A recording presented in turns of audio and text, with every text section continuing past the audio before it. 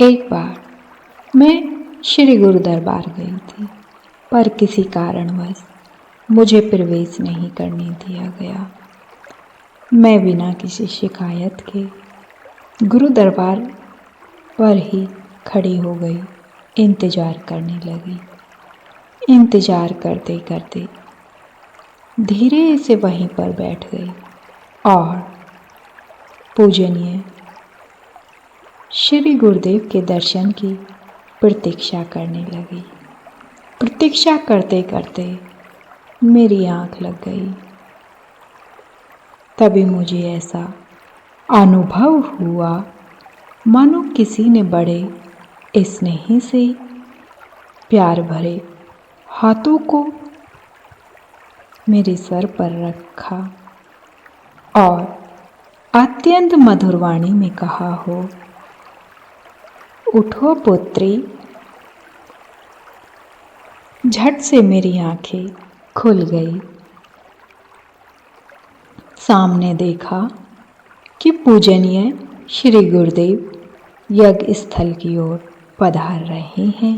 उनका वह दिव्य स्वरूप, वह तेज, वह शांत प्रकाश, उसे देखकर मेरी आंखें चकाचौंध हो गई। उनके तेज के सामने मेरी दृष्टि ठहर नहीं पाई।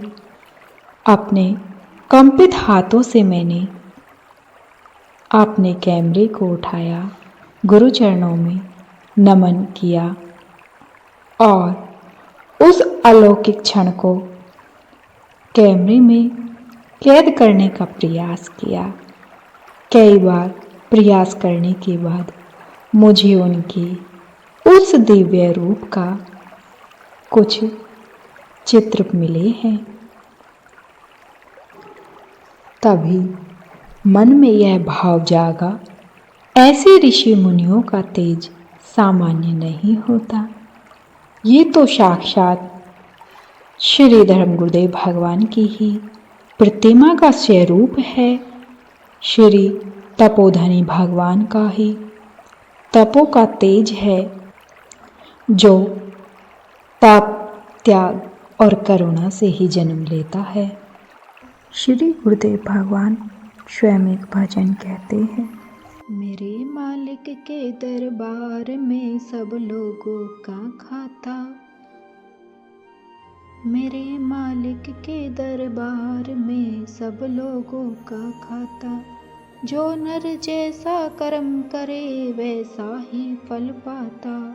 मनुष्य का जो तन मिला है तो प्रभु का स्मरण करना चाहिए, क्योंकि जब श्री धर्म गुरुदेव भगवान से साक्षात्कार का क्षण आएगा, जब जीव इस संसार से विदा लेकर श्री गुरुदेव के पास जाएंगे, तो वे पूछेंगे तो हम क्या कहेंगे कि इस जीवन में हमने क्या खोया है और क्या पाया है।